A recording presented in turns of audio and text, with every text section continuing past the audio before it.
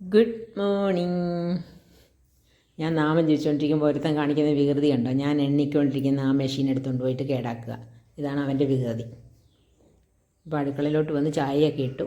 ഇനി നമുക്ക് ഇന്നൊരു പച്ചച്ചോറ് ഉണ്ടാക്കാം. അതിനാദ്യം ഒരു പാൻ അടുപ്പത്ത് വെച്ച് എണ്ണ ഒഴിച്ച് ചൂടാകുമ്പം സവാള ഇടുക. സവാള വഴന്ന് വരുമ്പോൾ അതിലേക്ക് ക്യാബേജ്, വെളുത്തുള്ളി, ഇഞ്ചി ഇതൊക്കെ പൊടിയായിട്ട് അരിഞ്ഞത് ചേർത്ത് വഴറ്റുക.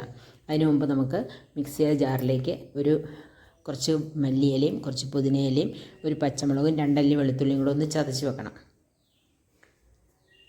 ഇതെല്ലാം വഴന്ന് കഴിയുമ്പം അതിലേക്ക് ഇളക്കാനാണ്. പച്ച കളർ കിട്ടാൻ വേണ്ടി ആ മിക്സ് നന്നായിട്ട് അരച്ചെടുക്കുന്നതാണ്, എന്നാലേ പച്ച കളർ നന്നായിട്ട് കിട്ടത്തുള്ളൂ. ഞാനൊന്ന് ക്രഷ് ചെയ്തെടുക്കുന്നേ ഉള്ളൂ. അരച്ച് കഴിയുമ്പോൾ ഒരു മല്ലിയുടെ വല്ലാത്തൊരു ടേസ്റ്റ് കൂടി നിൽക്കും. അതുകൊണ്ട് അതിഷ്ടമുള്ളവർക്ക് അങ്ങനെ അരച്ചെടുക്കാം. അപ്പോൾ നല്ലൊരു പച്ചക്കളർ കിട്ടും. പിന്നെ ഇതിൻ്റെ കൂടെ മുട്ട കഴിക്കുന്നവരാണെങ്കിൽ ഒരു മുട്ട പൊരിച്ച് ചേർക്കാം.